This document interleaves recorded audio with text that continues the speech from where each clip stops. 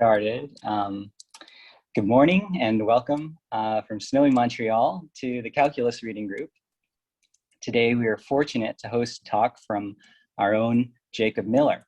I've known Jacob for a few years during his postdoc here, and during that time I've been impressed by the quality and clarity of his work, which draws inspiration from physics to inform the design and analysis of machine learning models.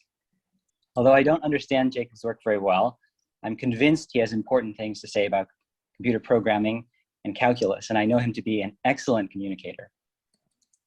Prior to joining Mila, Jacob did his graduate studies at the University of New Mexico, where he studied quantum computing. On a personal note, I'm proud to introduce a fellow Vermonter whose interests are far-reaching, including programming languages, natural languages, literature, design, and travel. I hope you will join me in welcoming Jacob Miller to the Calculus Reading Group with your questions, and I'll leave it to Jacob.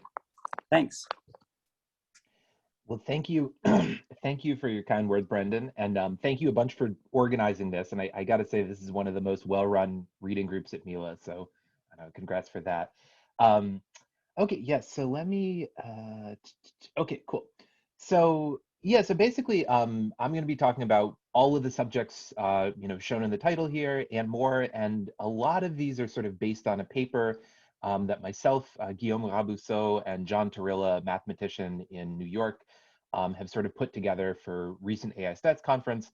But this is also some ongoing work. So at the end, and during the middle of the talk, feel free to ask questions, because again, there's a lot of stuff that's being discussed about. I'm not expecting everyone to be familiar with everything, or even anyone to be familiar with everything here. So there's a lot of unfamiliar stuff, I'm sure, and anything that's of interest. I mean, this is mainly to give everybody watching a sample of some of these subjects. So please ask lots of questions. So the starting point for this, at least from my standpoint as I always joke, recovering quantum physicist, is sort of the curse of dimensionality, but the quantum physics version, which is just the case that when you're dealing with states of quantum systems, you have this natural problem that's very similar to with probability distributions, where when you have n systems that are somehow correlated, or in quantum physics jargon, entangled, in general, the states that you need to describe these systems are nth order tensors. And for people that have worked with tensors before, you know that this is going to require a number of parameters, which is exponential in d, or exponential in n, the number of pieces. So as you scale this up to larger and larger systems of interacting particles, this gets really infeasible to work with in its naive formulation. And so tensor networks, just as a one sentence summary, are something that gives a quasi-local description to this. So rather than having these number of parameters that just scale intractably, you sort of attach local data to each of these systems that still manage to facilitate some sort of correlations. And as a bonus for this, you actually get this really nice graphical notation, which if people leave this talk with nothing else, at least leave with this notion that there are nice graphical ways to reason about systems like this, and they're not as notoriously difficult as some people would make them out to be. And incidentally, this graphical notation, as far as I can tell, was first sort of suggested by the physicist Roger Penrose in the early 70s. And of course, for people here, if you do any sort of programming, most people here work in Python. So if you work with NumPy, of course, there are NumPy arrays. And so you can actually think of a tensor, an nth order tensor, as really just a NumPy array, but where the shape of it sort of has, d, independent axes to it. So that's a nice, sort of CS-friendly way of viewing tensors. And of course, when we have diagrams like this, what we're really indicating by putting some sort of indices on the edge or on the tip of these edges is just some sort of indexing like you would do with square brackets in NumPy. And of course, as you've known, if you've worked with NumPy, if you make tensors that are, more and more and more axes, you rapidly get into, out of memory issues and things like that. So that's the curse of dimensionality, the CS version here. Okay, so Oh yeah, and so one thing that's really key here is in this graphical notation, whenever I draw a circle like this, and there's some edges coming out, this is to be thought of as a node of some graph.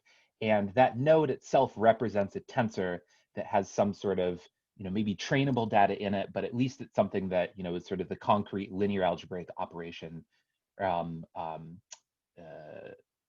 thing, sort of realized as a node. By contrast, people also, take the edges that are connected from these, which indicate the axes of the tensor, and uh, sort of join them together. So this is something that's called tensor contraction in general, and it's a generalization of a lot of operations that we all know and love from linear algebra. So for example, when we have a diagram like this of two nodes that each have one edge, so one edge, that's one axis, that's one mode, that's a vector. When you join these two edges together, you get something that has no edges emanating from it, and that's a 0th order tensor, which is also known as a scalar. So this operation of getting from two pairs of vectors, joining their edge together and getting a scalar is none other than the familiar vector inner product.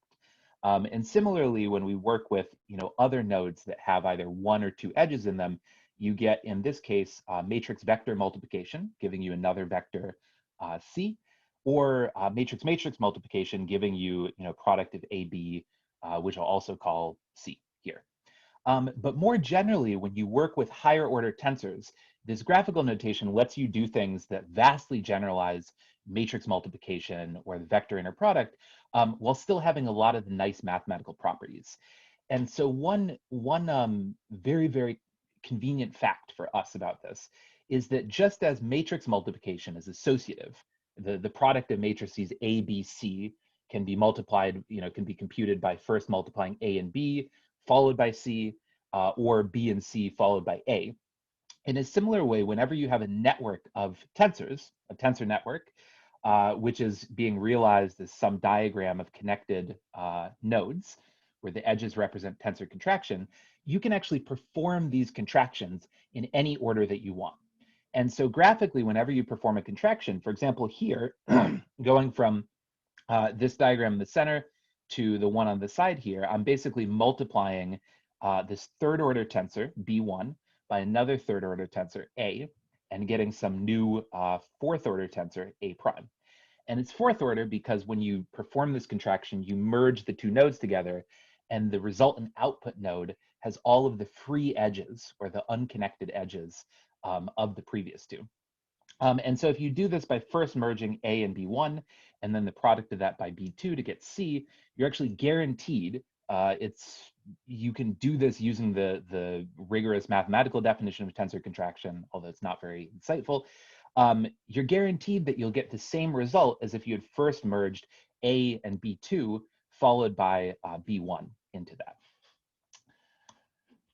Okay, and just as a parenthetical, I won't be digging into this in any depth at all, but these tensor diagrams actually are more than just intuitive pictures. So they also give you the ability to set equalities within this graphical language.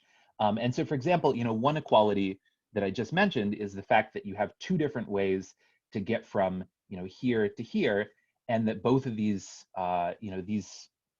collections of operations are guaranteed to give you the same result.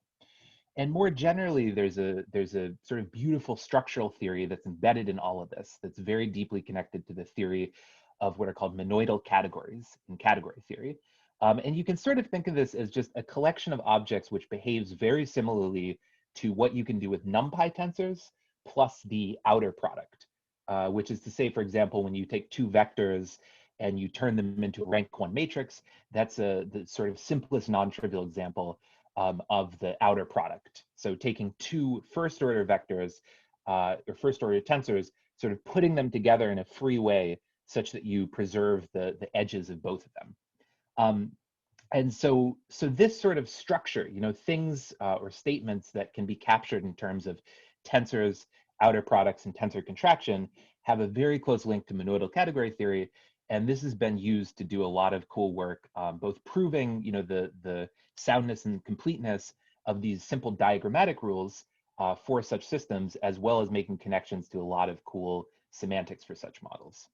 And so, for example, here, I mean, these are a few just random examples that I pulled from the internet, but you can see that, this equality of diagrams is often exactly what you would expect, that we have, sort of boxes or nodes and wires, and that you can sort of slide boxes along wires, and that the sliding, which to us just sort of looks like, something you would do with a, whatever that toy is that kids play around, which you can slide things around. It's very intuitive, but actually under the hood, it sort of translates to non-trivial equalities that involve the monoidal structure of this. And here, more non-trivial examples. Okay, and so importantly in all of this, as you might have noticed already, it's really only the topology of a tensor network diagram that makes a difference. And so I've pulled a lot of, I'm trying to give a survey of some different results. So I've pulled a lot of drawings and visualizations from other papers. So if you see any weird variations, like some people draw circles, other people draw squares, or colors or things like that, doesn't matter. It's all the same thing. Okay, so then as you might have surmised, from the way I've described it so far, a tensor network is essentially a tensor that is defined to be the contraction of some small network. So some network where all of the individual nodes are sort of tensor cores that are tractable enough that you can, work with them on your computer, you can prove things about them, and you don't have to have this, issue of running out of memory or things like that. And so actually the simplest non-trivial example of a tensor network would be a low rank matrix factorization. So of course, you could just work with matrices in general, but if you want to save parameters, you can define some matrix C as being the product of two matrices A and B, where this sort of shared space in the middle has a lower dimension than the outputs to them. And so more generally, when you have higher order tensors, in quantum physics, people have developed this whole cottage industry of sort of taking different systems in the real world, looking at the physical structure of those systems in terms of their geometry and ultimately the entanglement of the underlying states, and defining different tensor networks that are more or less suitable for capturing the correlations present in those systems.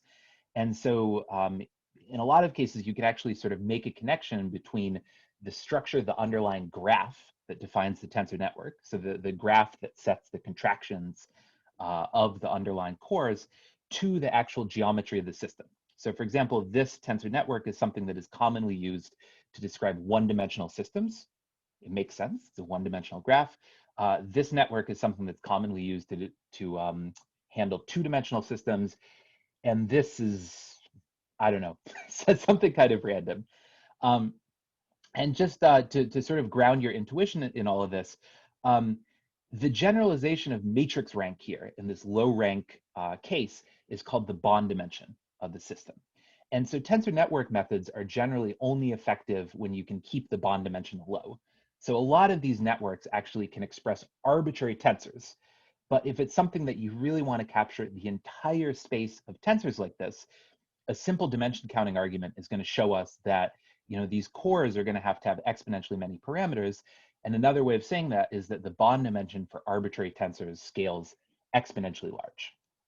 And so in practice, in physics and increasingly in machine learning, one thing that people are really curious about is when you try to look at tensors that encode natural data, whether that data is quantum states or classical data sets, what are the types of tensor networks that can allow us to describe without loss or without significant loss the correlations in that data without having to have the bond dimensions of the underlying tensor network grow increasingly.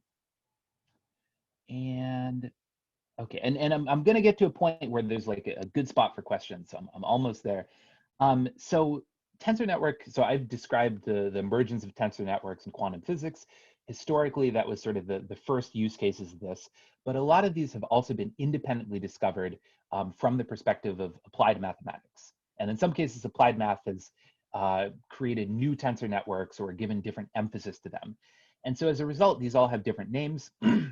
The line graph that I described is known as the matrix product state in physics, tensor train in applied math. Something like this is known as either the tree tensor network or hierarchical Tucker. And then some of these as well are just in physics. or in this case, just in just in applied math.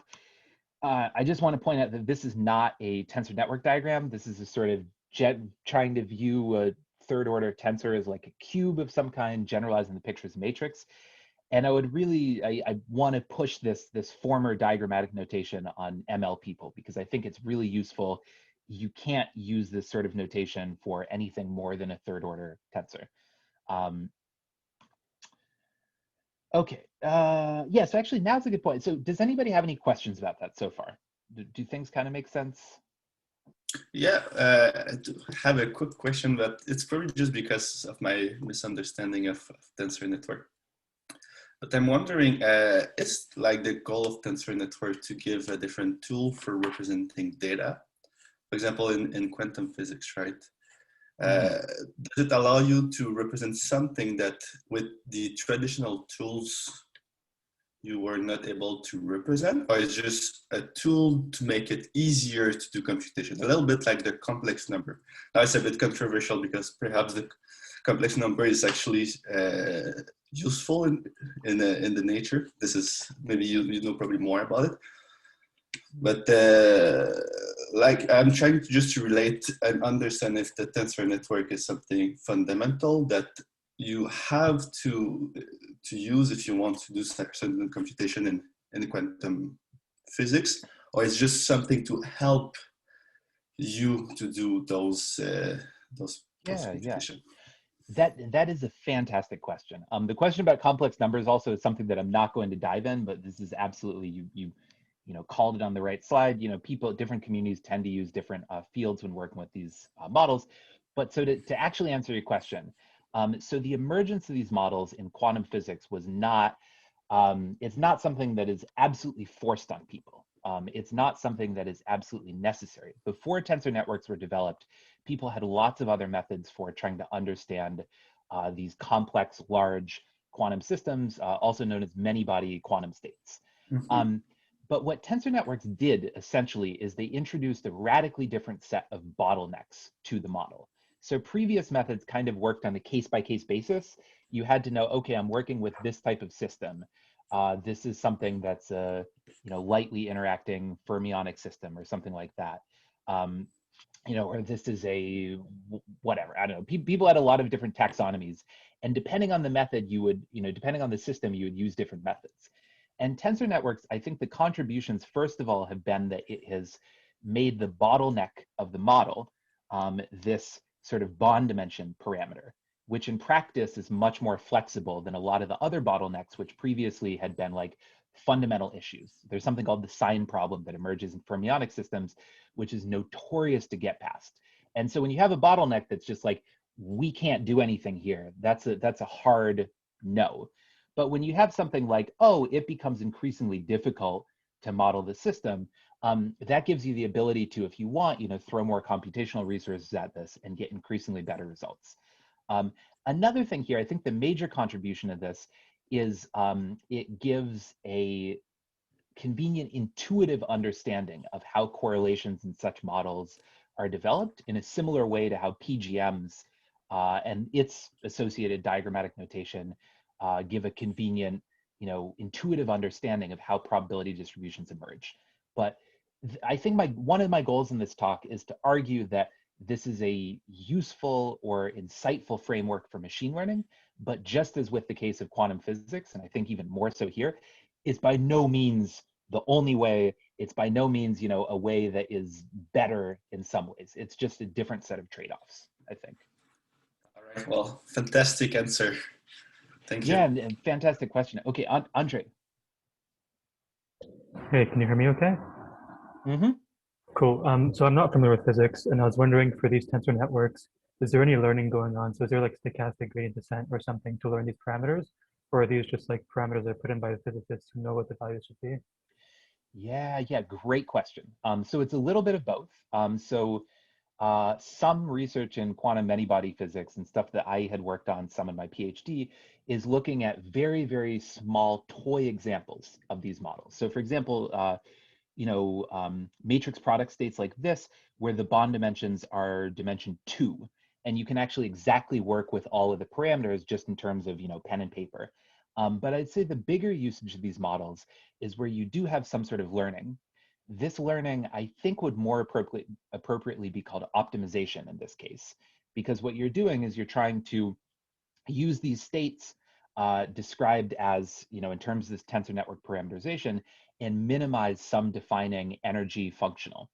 And the way in which this was done actually traditionally was not gradient descent. It was things that I think you could argue are more like physics-specific expectation maximization algorithms. So you would do the most common of these was called density matrix renormalization group, which is a mouthful, so people just say DMRG. And DMRG is a lot like in the case of matrix product states, which is the common place it's applied. It's a lot like alternating least squares. So you basically fix all of these other cores. You try to optimize one of these using some sort of exact update rule to minimize the energy just with respect to the parameters in this core, and then continue to sweep through the model in one direction and then backwards. And this actually, one of the reasons that tensor networks became a big thing within condensed matter is that this DMRG algorithm combined with the matrix product state formalism or decomposition gave just state-of-the-art results, just blew everything else away in one-dimensional systems. And in a lot of cases actually would get the correct answer in many varied problems up to machine precision in the underlying floats. But increasingly, so I think a newer frontier of this, and something I'm going to talk about more, is the use of these in machine learning, where absolutely you can optimize these with gradient descent. I didn't manage to get time to talk about the automatic differentiation aspects of this. Sorry, Brandon, I promised that. But there are a lot of, I think because of these nice diagrammatic equalities and because of this associativity, there's actually a lot of cool things, I think opportunities to integrate better automatic differentiation algorithms for such models. Thanks. That's a really clear answer for like a sort of layperson. A follow-up question that maybe we can get in later. It relates to like the bond dimension. So in the case of physics, like bond dimension, you want to keep that small for like scalability reasons. But once you like try to expand that to machine learning, have you noticed in your research any like relation between like gradient stability and this bond index? As in, I'm not sure if you have gradient flowing through each of these branches in your graph, in your tensor network, but if you do, I would assume that the larger your bond index or like the larger your branching factor, the more like unstable your training would be. But I'm not sure if that's true or not. Yeah, so that's a good consideration. I'd say in practice, the thing that has so far made things more unstable is the fact that all of these things, all of the parameters are being multiplied together. And so one of the big issues in practice, which is something I've actually developed engineering tricks to deal with, and it's not as fearsome as it seems at first, but all of the parameters here multiply. And the structure of this means that you don't have access to things like batch norm, layer norm, like other sort of heuristic tricks for bringing down the size of the hidden states and the gradients. So in general, let's just say these were like things that were identity matrices under the hood, or just something where you had some scaling, some number C. All these things scaled as C. So right now there are 6 of these. So that means if you scale up every core by C, the magnitude of the full tensor element scales up by C to the 6th. In practice, you can work with these networks where you have hundreds, I mean hundreds, like up even low thousands people have done of these cores. And so it becomes really, I think currently the engineering limitation is in this exponential explosion or vanishing of the signals. But there are solutions to this that I won't talk about, but I think are effective solutions that are qualitatively different from ways people have handled this in neural networks. Okay. Is that good, everybody? Okay, cool. Yeah, another example of tensor networks is probabilistic graphical models. Although in this case, a funny little quirk is that the diagrammatic notation used for both are dual to each other. So in PGMs, you tend to have nodes that indicate observable quantities or random variables, whereas in tensor networks, as I've sort of argued a little bit, these are associated with the output of edges here. And the nodes in the case of tensor networks are actually the various either click potentials or conditional probability distributions in the case of PGMs, like are pictured in various colors here. Okay, so matrix product states, I already talked about them briefly, but it's essentially a tensor network on a line. Oh, Tristan.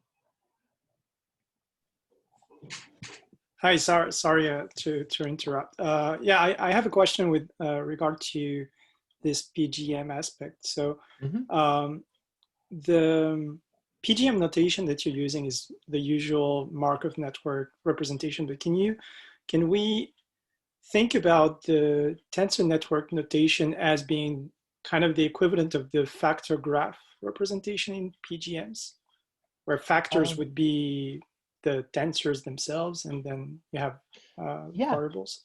Yeah.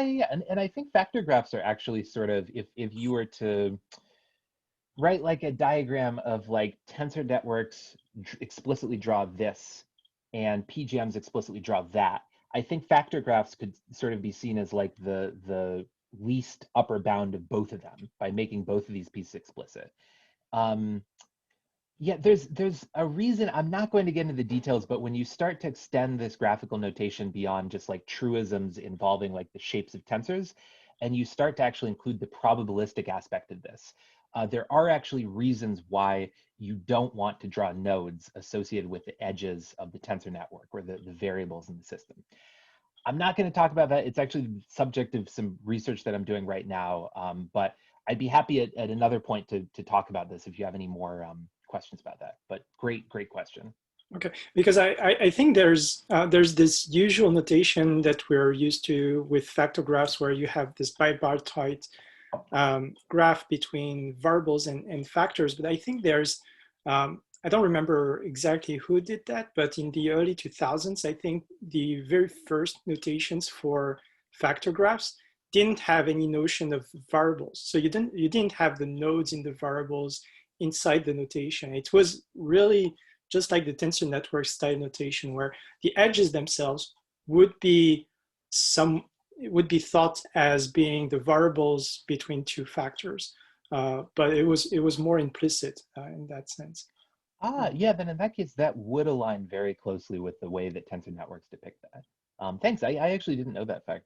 I can find that reference back. I don't have this off the top of my head, but I can ping you on Slack. Yeah, no, that's perfect. Yeah, thanks a bunch. Okay, so matrix product states, tensor networks on a line. That's the one line bumper sticker description of it. The bond dimensions here will be denoted as capital D, and in this case we would have a D sub I for every edge here. So in general, you could have different different edges of different dimension. And one thing that's nice about matrix product states is they are actually universal for all tensors.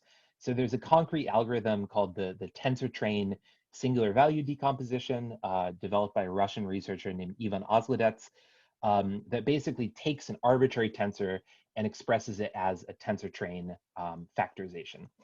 Of course, in general, this isn't that useful, on a practical level because you're going to have exponentially large Ds, but it's at least nice to have, sort of a rigorous universal expressivity theorem. Okay, so a model that I'm going to be focused in for the rest of this is a very simple tweak on the MPS, which is called a uniform MPS. So the idea here is rather than having, separate cores, A1, A2, A3, etc., you just have a single one. And if you want to take sequence data, you can work with sequences of any length by just taking the single core A, plugging n factors of it together, like I don't know, Lego blocks or something like that, and then just doing something to sort of close off the edges, which in this case involves a pair of so-called boundary vectors on the boundaries of the system. And so in contrast to fixed size MPS, where the output of this, the tensorial object that's described by such a network is a fixed nth order tensor. If you don't have all n cores, you can't do anything. Here we actually get an nth order tensor for any value of n. So n being even 0, where we just we get a scalar from the inner product of alpha and omega to any value of n that we want. And so as sort of a mathematical trick, I'm going to say that this describes an element of what's called the free tensor algebra over some discrete set. And the discrete set is an index set. Its size is going to be the dimension of this index here.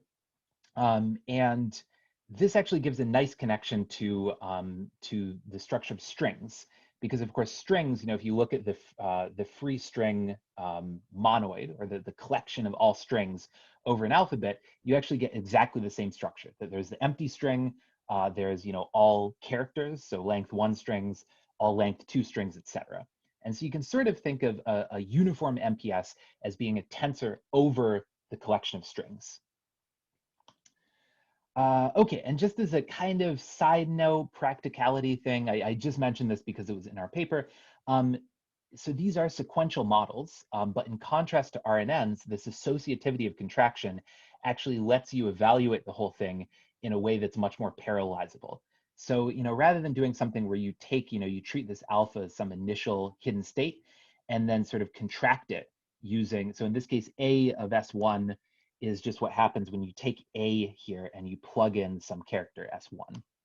And so rather than just doing matrix vector multiplication and doing this n times with sort of a computational depth or parallel time or parallel depth, whatever you want to call it, of order n, you could sort of flip this trade-off in a different direction where you use less efficient matrix multiplication. So we now go to order d cubed rather than d squared, but you do so sort of everywhere in the network at the same time. And so this would let you sort of multiply all pairs and then multiply all pairs of pairs, and it gives you a resultant computational depth of order log n.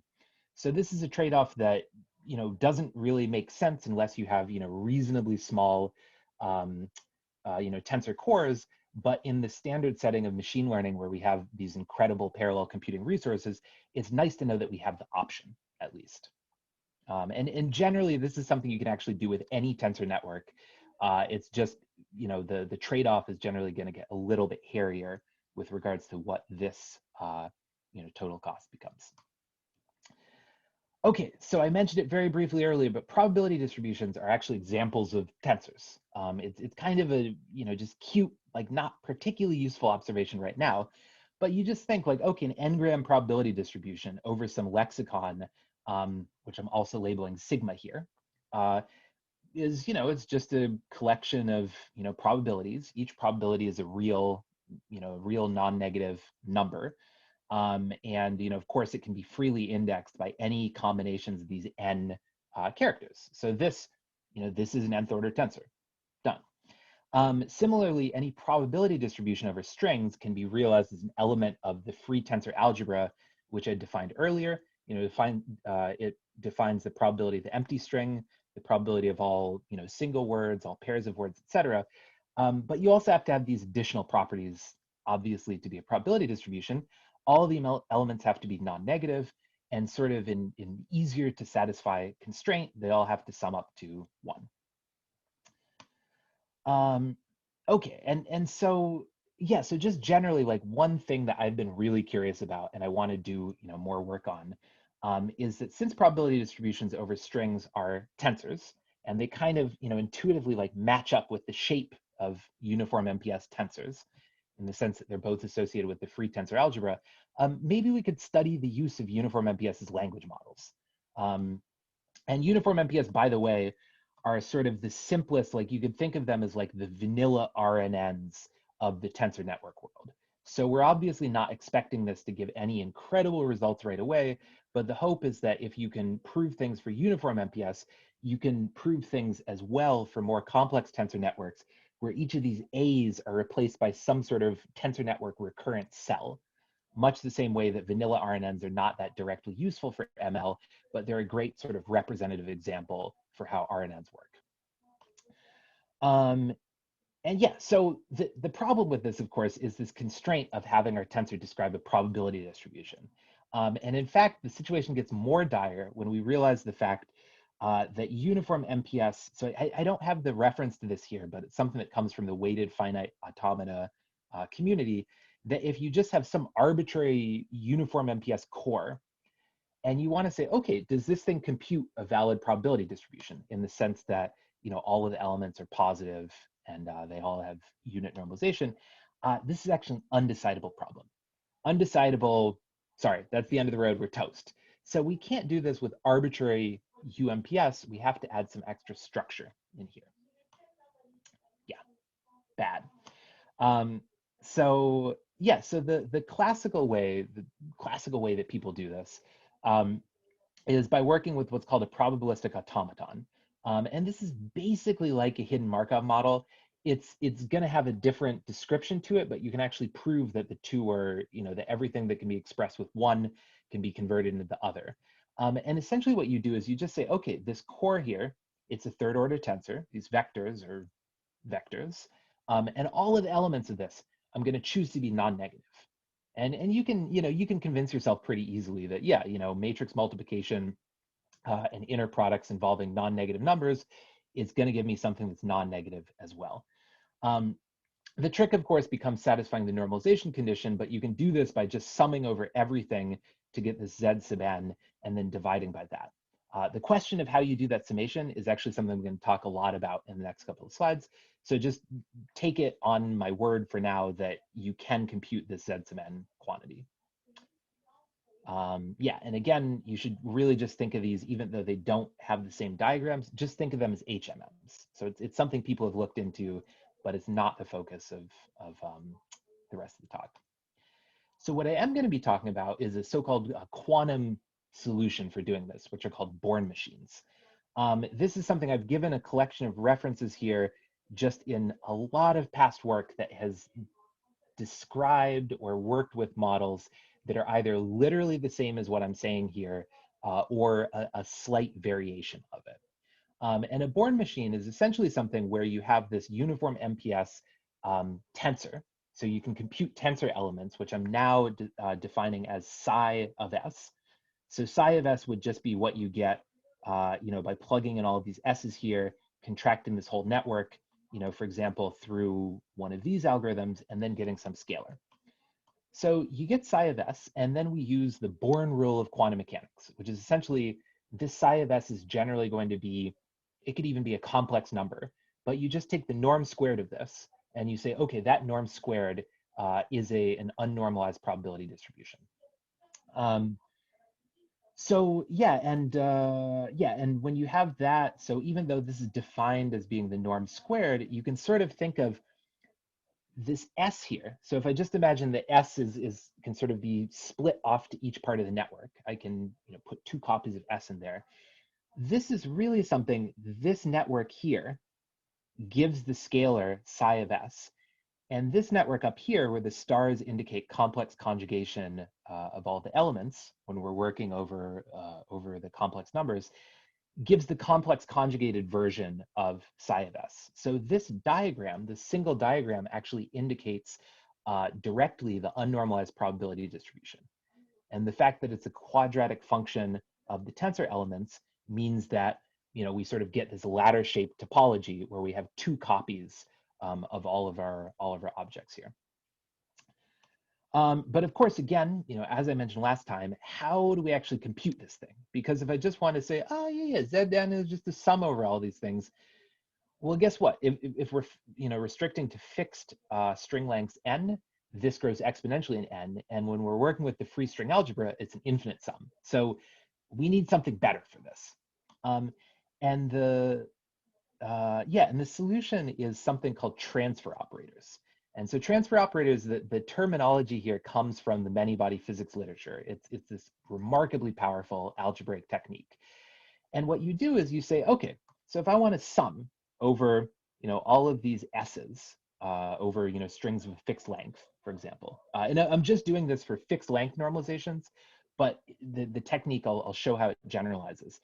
If I want to sum over this, so I'm summing over this. This means a sum over S1, S2, all the way to Sn. So what I can do is, rather than say this is the sum over, all of these different strings, I can take that sum of products of things in the network. So for every string, formed of characters S1 through Sn, I'd have some S1 through Sn in the middle here. And when I sum over all of those things, that's what in physics people call resolution of the identity, but you could see it as the fact that the identity matrix is just you take a basis of things in that space and take the outer product of that orthonormal basis. That gives you, something that sums to be the identity. And in tensor network world, that means just that if you sum over S1, you get something actually like this shape here. Sorry, I really should have refactored these slides a little bit more, but you can see that, the sum over a single character gives you an object like this. And rather than doing an exponential sum over a bunch of, strings, you can sort of do n different local sums, where each sum gives you this line here connecting the two cores. And then we take this, so this tensor network diagram, of course, the contraction is associative. This summation here would correspond to contracting all of the horizontal edges on top and bottom first, and then contracting the vertical edges. But all of this stuff is associative. So we switch that around. We sum over the vertical edges first to give these transfer operators. And then even though these are kind of funny fourth order tensors, like how do you work with that? It turns out this is all computationally efficient. And so with the model in this form, you can actually just contract the whole thing, reasonably efficiently in order d cubed time. But then in addition to that, I'm taking one step further and I'm just saying, okay, for purposes of right now, let's take these n transfer operators, just contract all of them to get some single transfer operator. And I'm going to call this funny e sub sigma to the n. Or another way of saying this is it's the transfer operator associated with the set sigma to the n. And sorry, this is going to jump up kind of quickly, but please ask me questions about this if there are things that are just not at all clear as this sort of progresses. Okay, so in general, based on some things that people do in automata theory, specifically in the theory of weighted finite automata, I sort of got this idea of extending transfer operators to be what I'm just calling generalized transfer operators here. It's not very creative, but you basically say, okay, in the same way here that I could get this single transfer operator that sort of gave the sum of some local piece over all possible strings in a set sigma to the n, we can actually do this for arbitrary strings. So in particular, I showed this particular case, but you can also actually, at least at a formal level, do this trick where you sum over all strings of different lengths. And even though the tensor network diagrams are going to look different, you're always going to get, no matter the value of n here, you always get some transfer operator, which is a specific fourth order tensor that has the same shape. So you can always add these transfer operators for different values of n. And so the simplest non-trivial example of that is just that if we take the transfer operator, e sub sigma to the n, and we sum that for all values of n from 0 to infinity, this might not always converge, but when it does converge, it gives us, what I'm just calling the transfer operator associated with all strings, or e sub sigma to the n. And this trick actually, in the same way that these fixed length transfer operators let us compute the normalization constant for length n strings, similarly, this lets us compute the normalization constant for all strings of any length. And more generally, at least on a sort of cutesy mathematical level, you could just say, well, let's just do the same trick here. So, for every string s in some arbitrary subset R, I sort of set up I haven't set this up the right way to make it really clear, but you're essentially taking this object here, which is a trivial fourth order tensor where you just have, some character here. Actually, I guess I should say this whole thing here, where the transfer operator itself is formed by some particular string s. This gives you a fourth order tensor like this, and then just you're summing it over all strings s in a subset R. But of course, same question, and in fact here, it should be clear that if you could do this with every possible subset R, you're going to be able to, solve some undecidable problems in computer science and stuff like that. So that's clearly not the case that this can actually be done efficiently in practice. But I want to ask, for which families of subsets is this something that we can do efficiently? Obviously, all strings of length n, or all strings in general, can be done this way. We can perform the summation. But I want to know what circumstances we can actually do this more generally. because if we can compute normalization functions, we can compute a lot of other things of interest. And so one concrete example of this, and this is something that's in the paper that I showed on the first slide, and I'll cite it in a little bit, but it's actually regular subsets. So a regular subset is essentially the collection of all strings that match a regular expression. And in fact, I sort of used, myself and Guillaume and John use this method, this connection between regular subsets and regular expressions to define this cool sort of recursive correspondence between regular expressions and transfer operators. And so essentially that if you have a, so I should say again, just that if I have a single character S1, this is sort of, it gives us this rank 1 type collection of matrices. So it's a matrix on the bottom and a matrix on the top. And should have set this up a little bit better, but essentially you can view that object as being an operator that acts on matrices, actually. So just in here, you can see that applying this transfer operator to some matrix rho sub R, would give another matrix as the output. Contracting this gives the same shape. And so we can realize that concretely in a more sort of explicit algebraic form. So in the case of a single string S, we just compute the matrix that's associated with that S by contracting together, all of the different cores of the UMPS given the input characters. And then this rank 1 sort of outer product structure, which was depicted in the other figure as just sort of a top and bottom matrix.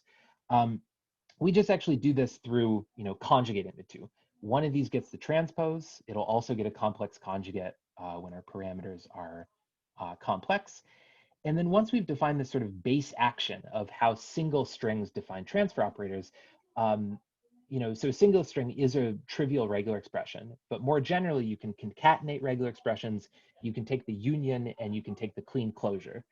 And so we showed in our paper that essentially concatenation here just corresponds to composition of transfer operators. And just in all of this, just ignore the superscript R here. There's a technical reason for that I didn't want to get into in the talk. But so, concatenation of regex corresponds to composition of transfer operators. The union of regular expressions corresponds to just the sum of transfer operators. And the clean closure, which is just, 0 or more copies of a string that matches S, corresponds to something that sort of generalizes this construction that I defined here. And there are exact ways of doing that numerically. Okay. Jacob, this is kind of an interesting algebraic interpretation of the regular expression operators. I'm curious if you're familiar with, or you know if there's any connection between this idea and the something called the Brzezowski derivative of strings. That might be interesting to look at, because they come up with a very similar algebraic interpretation of multiplication and addition for these same regular expression operators. So it might be interesting if there's some connection there. That'd be kind of cool. Yeah. That sounds like a great idea. I have not heard of, you said the Brzezowski derivative? Brzezowski, I believe. Brzezowski? Yeah, if you wouldn't mind at some point sending me a link, like a link with the spelling of that, because there is a lot of, so all of this stuff, there's a lot of cool theory, like especially in this case, the fact that regular expressions just sort of seamlessly can be put into transfer operators like this. And yeah, I'm really curious to see like how you can leverage that tight algebraic correspondence, because I think there's more that can be done. Sure, yeah, thanks. Yeah, no, thank you. Okay, and so I mentioned like, okay, if we can compute this normalization function, then we can do a lot of other things. And in practice, so one of the results that we gave in our paper is the fact that these techniques running under the hood actually allow you to, so if you have a language model that is parameterized by a uniform MPS, then in that case, you can actually use this for really, really cool forms of sampling. And so normally for autoregressive sampling, you just start with a prefix. Wait, and is this for everybody else? Is this left to right or right to left? Am I going to the left or the right? To the right. Okay. Okay. Yeah. I think that, yeah, that's what I want to do. So yeah, essentially that we start with a prefix of a string and just continue it, off to the right. So that's what you do with standard autoregressive models. You can do a lot with that. All of the GPT family of transformers are all autoregressive models, and they're wonderful. But if you wanted to be able to just immediately sample things where you aren't constrained in this way, actually, we showed how you can do this with these regular expressions and with uniform MPS. And so in particular, what our results said is that suppose that you have a regular expression R. So this regular expression describes a regular subset of strings. And there's actually an efficient recursive way that you can take the uniform MPS parameters, take this regular expression R, and output a string, which is essentially a sample from the conditional distribution of the model, where you've conditioned on this string falling within that regular subset. And so, if you were to sort of tie this back to autoregressive sampling would be seen as the special case of this, where you're restricted to regular expressions of the form P, for P being a prefix or prompt, followed by sigma star. And sigma star here I'm just using to mean any string of 0 or greater length. But you could also, on the command line, this would be written as like dot star or something like that. But so essentially, as a very special, sort of limited case of this, you get autoregressive sampling. You can also have this thing produce samples of a fixed length. So it'll, produce n characters and then just stop. Which of course you can do with other language models, but it's a little bit less clean because you might have to force the model to stop before it hits the end of sequence token. But you can also do other cool things. So you could say, okay, I want to have some string that just contains a substring S somewhere in it. It could be at the beginning, it could be at the end. Generally, it'll be sometime in the middle. And this regular expression sampling algorithm will actually give you, in a principled way, something that has a prefix and a suffix. And the fact that it's going to be an unbiased sample from this distribution means that if the substring S, is actually something that occurs pretty commonly in your database, then this should give a kind of realistic looking sample, of something that makes, realistic use of this S, but in a way where the prefix and the suffix will generally be correlated as well. So you could do S being is the capital of. And so in that case, the model would, if it was a good language model, the engineering issues still here have to be solved. But if this was a good language model, using S as is the capital of, you would typically get things like, I don't know, Ottawa is the capital of Canada, or Madrid is the capital of Spain, or something like that. So that's one example of what you could do. And more generally, if you had like a fill in the blank things, like I don't know, maybe this is just an American thing, but there's like Mad Libs, the game that I always loved to play as a kid, where you get these sentences and you have to complete it with like silly sounding things. So you could have one of these models essentially play Mad Libs, but in a way where it's going to give you boring answers that are not actually that fun. So, something like this, with k different blanks in them, would return a string that had all of these p's, s1 through sk's, all the same as you input, but you're guaranteed to have something that filled in the blank in all of these cases. And in fact, so I don't say it on the slide, but this is something that's not just theoretical. I've actually implemented this algorithm in Python. And the whole Python call stack adds a lot of extra noise to it.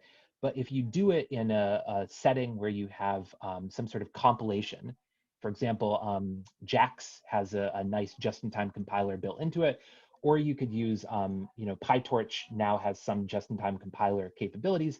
That's actually really key in taking this kind of naive recursive algorithm, which I didn't specify here for lack of time and space.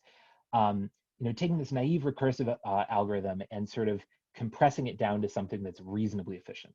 And I've verified that, yes, indeed, when you do any of these possible things, the model always outputs strings that match the regular expression.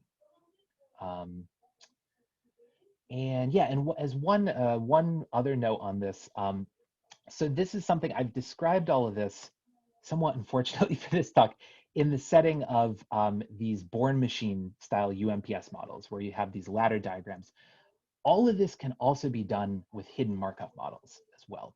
And so I'm actually, one of the things I'm looking at is taking these results and extending them to more general grammars, but doing so with hidden Markov models, because people in this community are more familiar with it. They're a little bit more computationally tractable, even if I don't expect them to be as powerful. Okay, and as one last note, and this is 100% ongoing research. So as I mentioned earlier, regular expressions, where all of this is all of this is based on, regular expressions are just a way of describing regular subsets of a collection of strings, or regular languages, or regular grammars for that matter. But of course, regular grammars are not actually that interesting. Like, from linguistics, from a computer science standpoint, yeah, they're cute, like they're great for searching for things, they describe variable names in a language, but they're not really that expressive. They don't describe the structure of natural languages or programming languages. So of greater interest would be if you could do all of the same stuff, but instead of working with regular languages, you worked with context-free languages. So you could, for example, take the Backus-Naur form of a programming language's syntax and use this sampling algorithm to output syntactically valid, code in the language. So the surprising fact here is that you can actually take this correspondence between regular expressions and transfer operators and extend it to a more general correspondence between context-free grammars and transfer operators. And so the way that it works in practice, just as every sort of piece of the regular expression gets put together to form a transfer operator of some kind, here the trick is to associate every non-terminal symbol of the grammar with the transfer operator that essentially represents all of the strings, a sum over all the strings, which can be produced starting at this non-terminal symbol and defining different parse trees that come out from here. This is absolutely 100% ongoing work, so this slide's even sketchier than the other ones, but this has a lot of cool applications. I am very myopic with my research. I tend to just look at this as like math and algorithms and stuff like that. But I think there could be a lot of cool applications to this. So if anybody is curious about this or ever wants to talk about it more, or even better, if you have cool ideas for applications for this in an upcoming paper, yeah, don't hesitate to reach out, because it'd be cool to talk about this stuff in general. And also, yeah, there's a lot of good people at Mila. So just, yeah, I don't know, hit me up sometime. Yep, that's everything. Any questions from anyone? Okay, well, before we do, let's give a round of applause to Jacob for an excellent talk. Really fantastic work here. So if you could unmute yourselves and give a round of applause. Thanks very much, Jacob. This is perfect. I have, yeah, a few questions. I don't know, maybe I could go first if you want to think about it. You mentioned a little earlier about the topology of these graphs, and kind of curious. Well, so adjacency, it seems like here, this is kind of describing maybe something about the structure of the computation of these systems, but or is it saying something about the inherent nature of the interactions in some physical system, say? Maybe there's multiple ways of expressing this. So I don't know if there's like a canonical form. I know in programming languages sometimes there's like if there's multiple ways of expressing the same thing, there might be a unique canonical form. Maybe that's not the case in this setting. Or could you say anything about rewriting? Yeah. So there is actually a way of. So this isn't really the same thing that you're asking about, but there is something in tensor networks called the canonical form for tensor network. It doesn't have so much to do with the shape of the network. It more has to do with a sort of gauge degree of freedom, like the same way that if you have a rank K matrix, you can have some sort of invertible mixing of all the factors in the matrix. And if you apply that transformation on one side and the inverse on the other side, you get the same rank K matrix, even though the factors have changed. So there is a canonical form which allows you to give, essentially fix this problem, to give a unique set of values for every core tensor here. But more generally, as far as the original question you asked of the architecture and how the shape of this graph relates to properties of the data, one thing that's really nice is you can actually prove that if you have a cut here, so you take these nodes or these indices here will correspond to physical things in your data. So they might be pixels in an image or words in a sentence. You can form a cut here and essentially take everything on this side and everything on this side. And one thing that this tensor network factorization lets you do is it actually lets you prove that the mutual information between the probability distributions of everything over here and everything over here, that mutual information is bounded by the logarithm of the bond dimension here. And so this is one thing that basically people recently, there's actually a paper that came out like within the last month from the physics group that looked at taking data, characterizing the mutual information between different regions of the data, and using that to make inferences about which tensor networks would be more or less suitable for that data. So one of the big advantages of this method, aside from this just nice intuitive understanding in terms of the graphical structure, is that you can actually get rigorous bounds on things like mutual information. So that actually, those things called area laws, are the physicsy name for it, give a really powerful way of sort of quickly ruling out certain classes of tensor networks for certain types of data. And in fact, the naive form of uniform MPS that I'm talking about here were actually ruled out as like a scalable way to describe language, the same way that people are not really confident that like recurrent neural networks are going to perform, are going to scale as well as transformers, because the same reason, when you only have a finite number of hidden states, you're limited in terms of how much long-range context you can work with. Mm-hmm. Cool. Yeah, great answer. I think that it kind of gives some intuition for how to think about how to evaluate these. And you mentioned that there's multiple ways to evaluate them in practice. Maybe and regarding let's maybe could we just go? I just want to kind of keep moving. Like we can come back eventually to this. Yeah. I just want to give other people. Sean, you had, and Andre, you also had your hand up, and Sam, but you guys asked questions earlier, so I'm gonna give a fresh face. Me, I guess I have a more detailed technical question. I'm kind of curious how the translation from the tensor networks to the regular expressions work. That seems kind of interesting, and I like it's kind of some of the stuff I'm interested in. So I just curious, like. Yeah. So it's sort of. Oh yeah, sorry. No, so you're essentially summing over all strings in that's defined by the set of the regular expression, right? Mm-hmm. So like this S, what's this S here?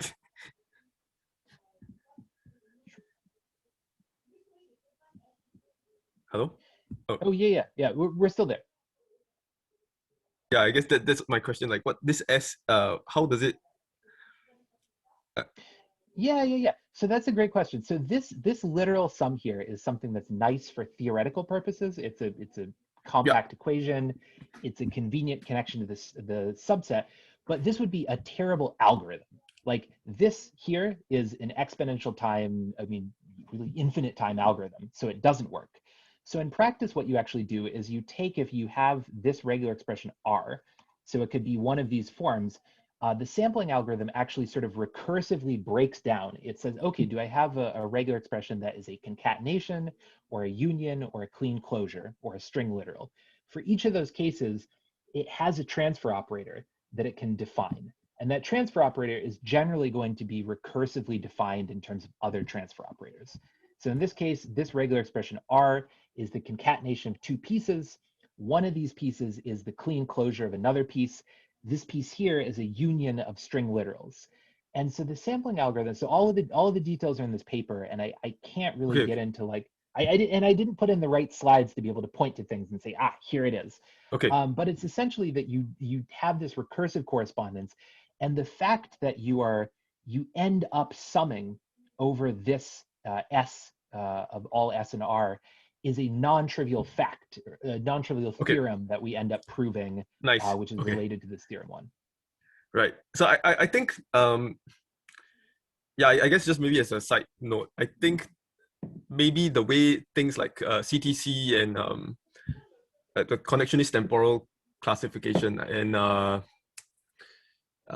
I think neural transducers, and then I think recently Facebook has like this finite state transducer stuff. I think there's a way you can kind of do something like what you're summing over the set of regular expressions. I think you can kind of do it in a normal language model, and it's kind of useful in if you have a particular way, if you have a particular application for it. But yeah, this is interesting.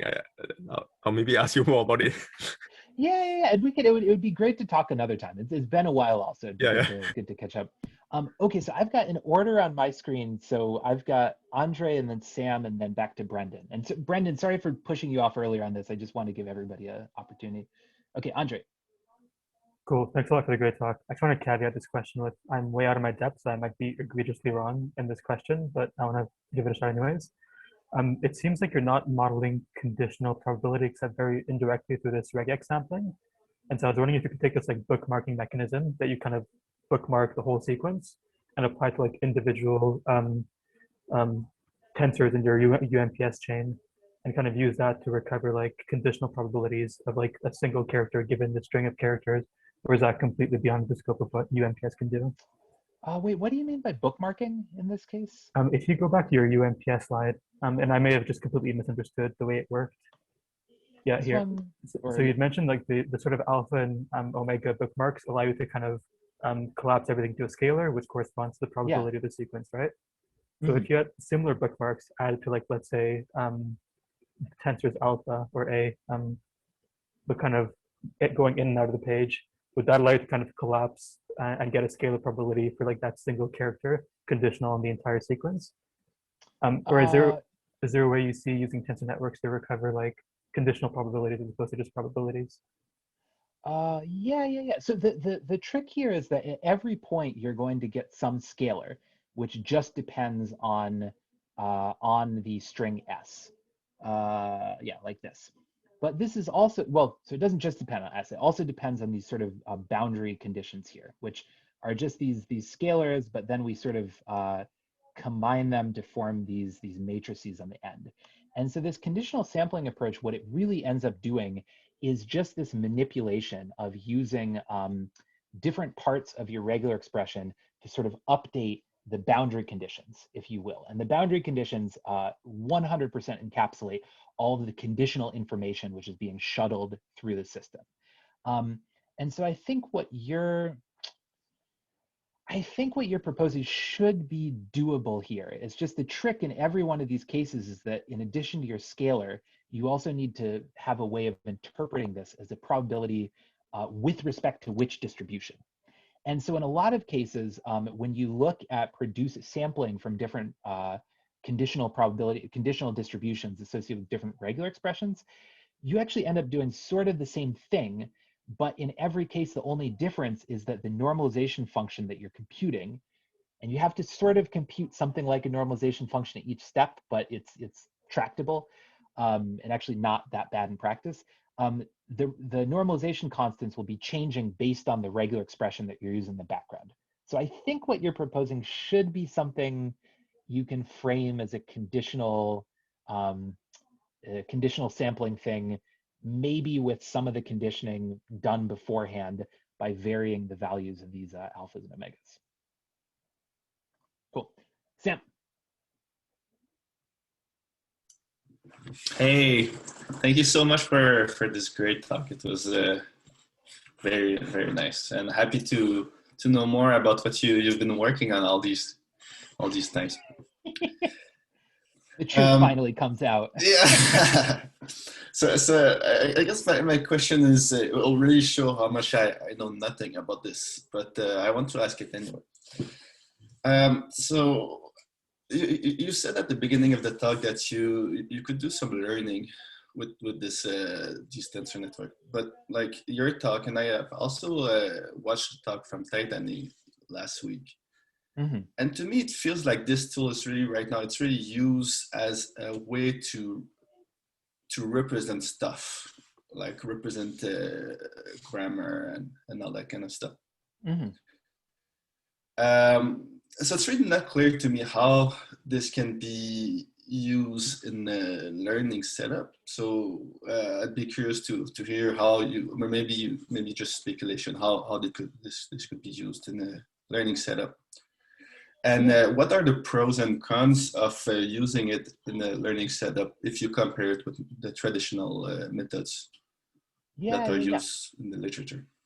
So great question. So I haven't talked about learning here at all, but learning in practice, so what we've done, and so far as a huge caveat, we haven't done this, or we've tried this on large scale language data, but there are just a lot of funky things that didn't work out very well. So we need to go in and really do some dedicated engineering work to solve some of these numerical issues that I mentioned at the beginning of the talk, to solve issues about, if we want to do, so all of this is gradient descent, but do we want to do gradient descent of the total log probability, or do we want to use some sort of autoregressive loss where we, look at fixing some k characters at the beginning and using negative log likelihood loss of the probability distribution on the next character?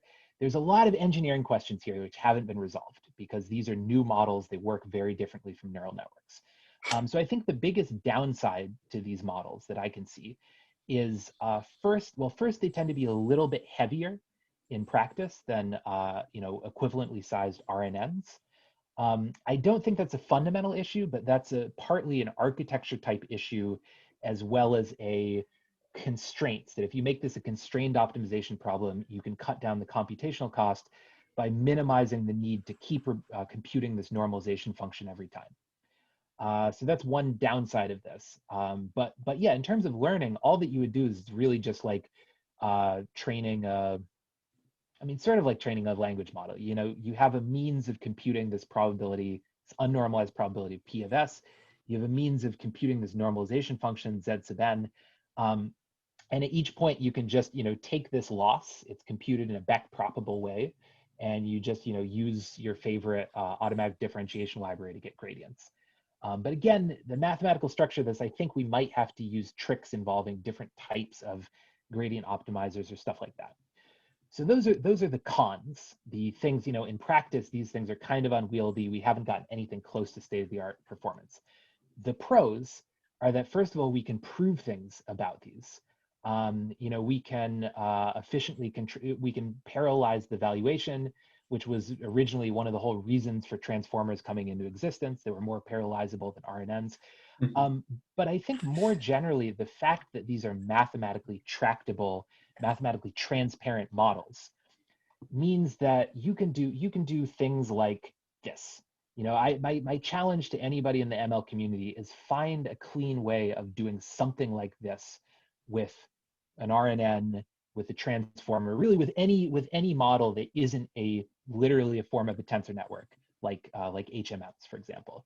And I would say that things like this, as well as hopefully generalizations of this, to not only like grammar-based sampling, but also really the holy grail of this for me is doing grammatical inference from data, having just unsupervised language modeling, and then at the end run an algorithm where you can extract some sort of regular grammar or context-free grammar from that.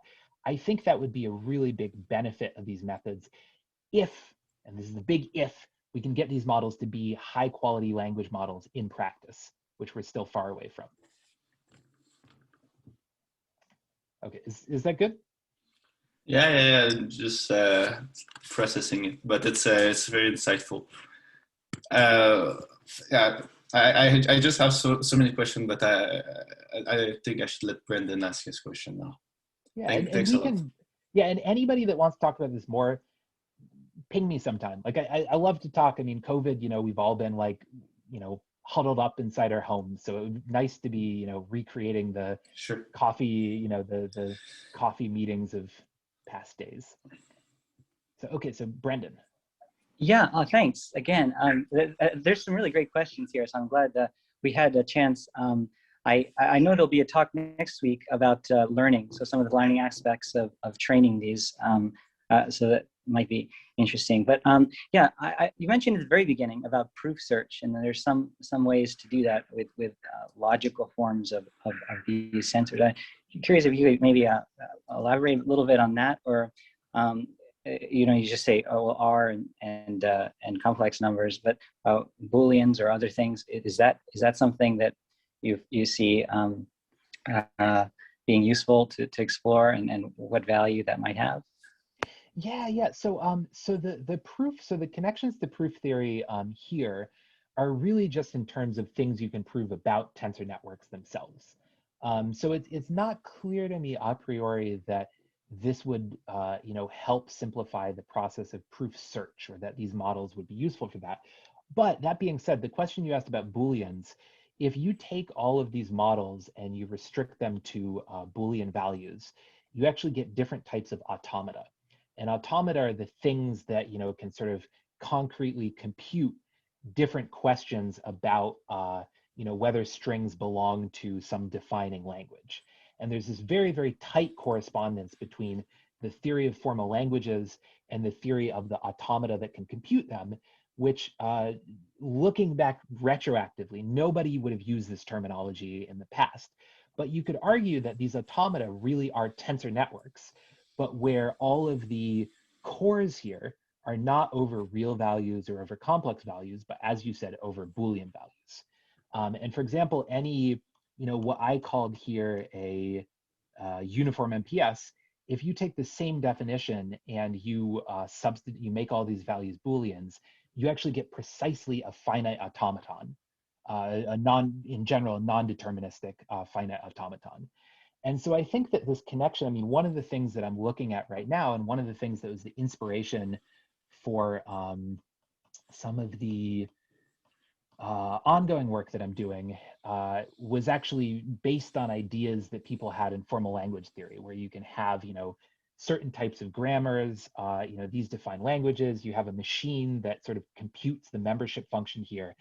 And instead of working with different operations in the grammar, which are sort of, it's linguistically and mathematically convenient, but not really a great precise computational tool, instead you can port all of these operations into things that you perform on the underlying automata that recognize them. And so this is something in I think a theoretical CS course, I think most people are exposed to this in some form, allegedly. But yeah, great question. Yeah, I think there's really some very deep connections here between language theory and so, some of these linear algebraic models that emerge. So I think, yeah, you've done a really great job of covering that. Again, thanks so much, Jacob. This is terrific work, and yeah, thanks so much for taking the time to share it with us today. Yeah, and thanks everyone for tuning in. You all have been like an awesome audience, amazing questions. There's a lot of new stuff for me to think about. So yeah, thank you to everyone for this. Y'all are